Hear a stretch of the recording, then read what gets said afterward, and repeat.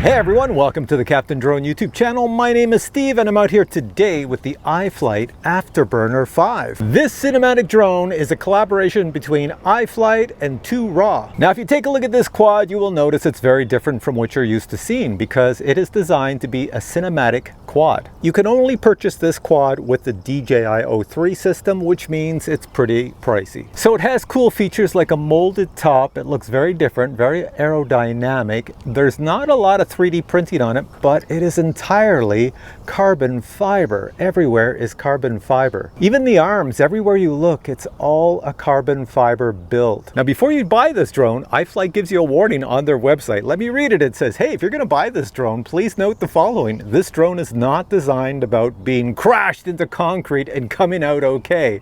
Nope. This drone is designed around aerodynamics, balance, and a cinematic function. So some things to note about the Afterburner are that for a 5-inch quad, it's very small in size. Check this out. This is the iFLIGHT Echo I reviewed recently, and look at the two of them together. You'll see the Echo is much larger than the Afterburner. And the reason that was done to give it a small footprint and keep the arms a certain length is so that it has a very small footprint. So that means if you put a camera on it, everything's pretty much balanced in the center. I will say though, this quad for its size definitely has a lot of weight, but it runs on a 6S 1400 milliamp hour LiPo battery. I don't have any of those. I only have 1300s. That's what I'll be using today. On the website, iFLIGHT says if you put a 1400 6S on this drone and you fly, very conservatively, you can get over 10 minutes of flight time with no camera up top.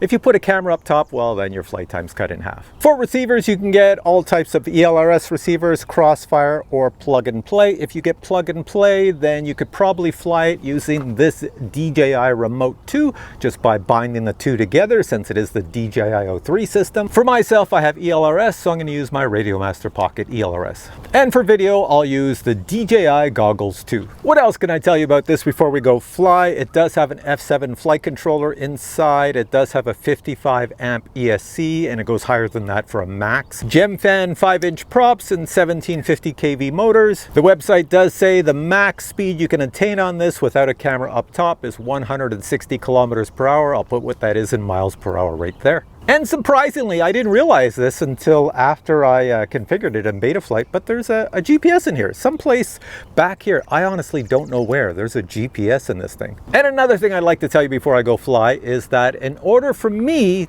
to bind my goggles to the DJI-03 system, I had to find the little button on the DJI-03 system, but the DJI-03 system is hidden away in the center.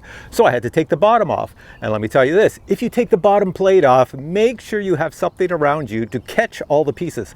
The entire drone just comes apart in a big jigsaw puzzle and you have to put it back together. So with all that said, I'm going to do 2 flights. Now, if you take a look at the front, those of you experienced in the FPV hobby, look at the camera up front. It's right here, and look at the props and look at the frame. It's sort of like a big X frame here.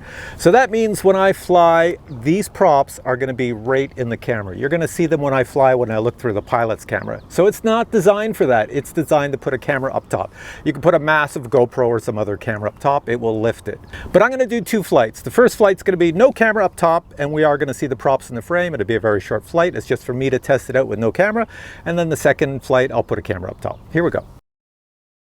All right, the batteries do fit on this quad on the bottom. There we go. Batteries on the bottom. Now this is one of those quads with a GPS, so when you plug in the battery, it has to get the satellite signal so it knows where home is if you want to use GPS rescue. I'm not flying super far today, so I'm not using GPS rescue, so I'm just going to take off. Although I do notice in my goggles, it does seem to get the latitude and longitude quite quickly. All right, here we go.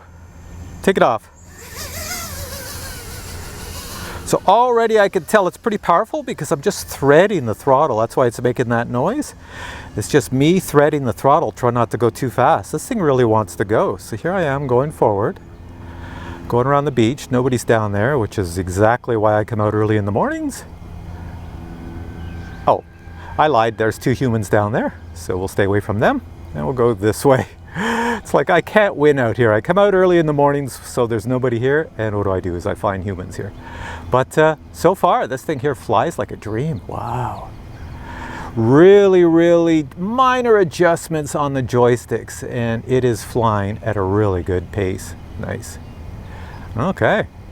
Now I don't have it going full blast. I'm just taking it really relaxing here, but it's pretty darn decent right now. And let's go over this way for a second, and let's go up here, nobody below, and let's just try something like this. It's not a freestyle quad, but let's see if we can do freestyle. Yeah, there we are. We're just gonna get used to how this one operates, nice and slow. No prop wash, none whatsoever, which is cool. All right, so that works out really well. How's the image up front? You know, with the props in the frame, you could probably get used to that and not be worried about it, but yeah, that's it. All right, so let's bring it back, and we're gonna put a camera on it now. I will say, look at this. If you look at my goggles, it's hovering really nicely as it's coming back to me. And I've got the camera tilted up, so that's pretty decent. All right, so let me slow it down. I don't want to come ram into the back of my Jeep. But pretty good. You should see it in the camera I have on the ground. I'm gonna bring it down lower and lower. And this is me flying it in acro mode. It handles really nice, very well balanced, for sure. All right, let's come over here to this camera here. There we are. So I'll say for the first flight, really good. Although I have little kids I see over there running this way saying, "What is that toy you have, mister?" Now that flight had no camera on top, and it was not 10 minutes in length. I only flew for 4 minutes, and I showed you portions of the video of the 4-minute flight. So now I've got the battery from that flight. Let me plug this in, and let's see what's remaining. So I used a 1300, as you can see here, 1300, and it says I have 49% battery power remaining. So that was 4 minutes of flight time with 49% remaining. Could I get 10 minutes? I don't think so. I think with my flying style, I probably would only get maybe 6 or 7 minutes with this battery and no camera on top. So we're gonna fly it now with the camera on top, which is more weight. I'm not gonna get a lot of flight time, but here we go. Now, one thing I just wanna point out for everybody checking this out right now is that most FPV drones you get, this mounts up top for your external camera is 3D printed. This seems to be made out of either molded hard plastic or metal. I'm not really sure. See, when I tap it, it makes a different sound, but it's definitely not a 3D print. It's something extremely solid. Matter of fact, it's so solid that it has threads built right into it. So you're basically screwed into the threads, not into 3D plastic. So you don't need a nut on the other side. That's pretty decent. Here we go. GoPro up top. Let's go for a flight. All right, again, let's plug this in and plop it down. All right, the GoPro should be on, recording, and I believe I have it at the same angle as the pilot camera, so we're ready to go. Here we go. So what you see now is with the GoPro up front. I'm just gonna bring it around me here.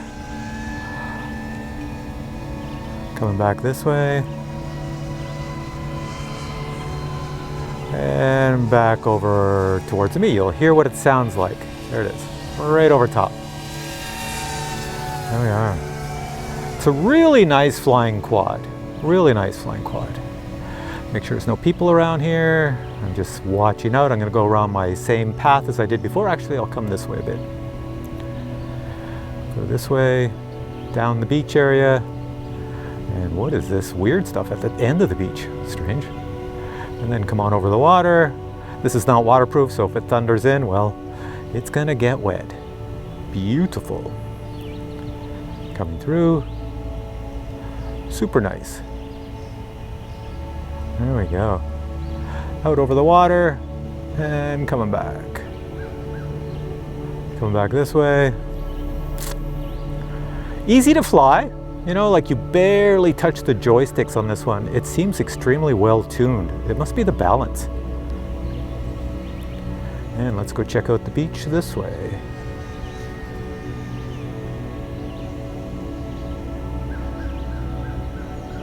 Looks good. Nobody's swimming. I was out here the other day and people were swimming here right when I was flying. Yeah, so no worries about that right now. Coming back. Go by the beach house, nobody here. And go up a bit and let's go to another area where people like to hang out. Over here. Go over the power lines. Back here we have turtle ponds. So how does this look for cinematic if I was filming, doing a nature documentary? And come back up, over that, and then back over here. 3, Ooh, wouldn't want to lose it over in this thing. I wouldn't be able to find it in those trees. Let's come on back this way. And dive down at me. And then back up over these trees. It's very responsive, very responsive.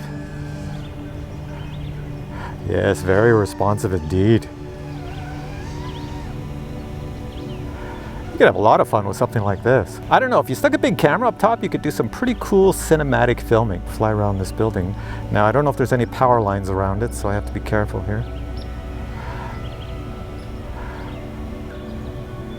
Come back this way. And we're gonna zoom by at a slow speed over my Jeep. There we go. All right, let's bring it on down. I'm pretty impressed with this. As I've mentioned before, it hovers really nicely. So when you're bringing it back to yourself in acro mode, you can control it quite nicely. And let's bring it down on the landing pad. Boink. You know, if I have to sum it up in one word, impressive. Super well tuned. All right, let's power off the GoPro. And now let's go check out how much power is remaining in this battery. I'll put up here how many minutes of flight time that was total from takeoff to landing. And this is the battery I used, another 1300 6S. And let's see what the percentage is remaining after that. So after that flight up here, 24% is remaining. So that's pretty much when you'd want to land with a battery like this. And 24% gives you a cell voltage on a 6S of about 3.7. So if I click through the cells here, you can see them. Which is a good voltage to have when landing because you're not going to kill your battery. So for that many minutes of flight time on a 1300 6S with a GoPro up top, you know, any type of camera up top, well, that's probably the max flight you can get. Now, since I'm enjoying the Afterburner, I thought I'd take it to my local field and chase an RC plane. I was pleasantly surprised to see that it does indeed have the speed and agility to follow an RC plane. The Afterburner flies so smooth with a very responsive throttle that it doesn't matter which direction the plane is going or at which speed, the Afterburner follows no problem.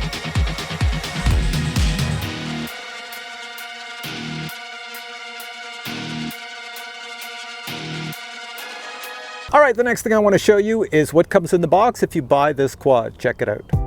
Here we have the box the Afterburner comes in, and these are the specifications of the Afterburner I used in this video. Opening the box, you'll find the Afterburner logo. Under that, you'll find the Afterburner. The first thing you'll notice is that this drone is well built, but it does have some weight to it. A nice surprise is that the DJI O3 camera system USB port has been extended to the external part of the drone, so you have easy access to it. And on the opposite side of the frame, if you shine a light, you will see your receiver, as well as the receiver's antenna. The quad is entirely constructed of solid molded plastic, metal, and carbon fiber. Because of the construction materials, this quad weighs 478 grams. Other items you'll find in the box would be 2 sets of 5-inch gem fan props, 2 bottom battery grips, 2 spare battery straps, the bolt for an external camera, as well as the Allen wrench, spare screws and standoffs, directions on how to set up GPS rescue, and finally a sheet of stickers.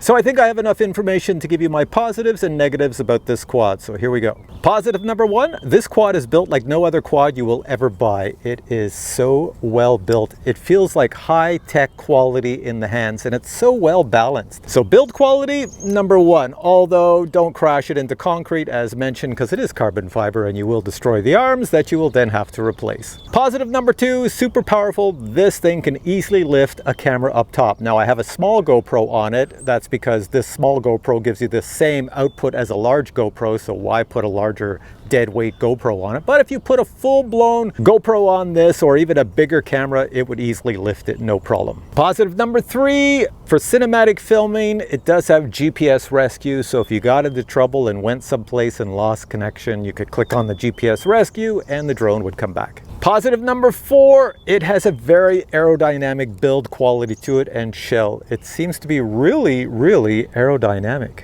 And positive number 5, I guess the most obvious, it's a very inexpensive option for a cinematographer. If you're a cinematographer and you're looking for an FPV quad doing cinematography, they are super expensive, in the thousands and thousands of dollars. But this one is not, so it's a pretty good positive. And now let me tell you my negatives. Negative number one, I wish the props were not in the frame when you don't have a camera up top and you just want to film out of this DJI-03 system, because the DJI-03 camera is pretty darn decent. So if I want to film out of it, I would get good quality video, but I can't because the props are in the frame. Negative number two, if I was doing cinematography, I probably want it to fly a lot longer than it does. Obviously, I can put a much larger battery on it, like an 1800 or even a 2000 milliamp hour 6S battery, and I will get more flight time, but that's a lot more weight. So, you know, there's going to be a trade-off there. And negative number three for many of you watching would be the price. And the price is a little bit higher than normal because of what it is. It's not your typical FPV quad. This is a cinema quad. And since this cinema quad is built like no other cinema quad you'll find, then you're going to pay a bit more. It's super, super well tuned. So yeah, the price for some of you out there is going to make you go, how much? But for others, you're going to go, that's a bargain. So to sum up, if I had to pick one overall thing about this that I really love, well, it's the tuning. It's tuned extremely well. When you fly it, it's so well balanced. A lot of quads, when I fly them, you can tell how balanced they are with weight on top or not with weight on top when you're coming into land. Because when you're in acro mode, they're all over the place and it's pretty hard to hover them and get them still and come down on a nice landing pad. But this one, it is tuned so well, it just flies for you. Nice and hovering, coming forward. So with all that said, the links to this product are below. Go check it out. If you have questions on this Afterburner, well then post them below and I'll get back to you. If you enjoyed this video, please give it a thumbs up and I will catch you in a future video with many more cool reviews. Until then, I say bye.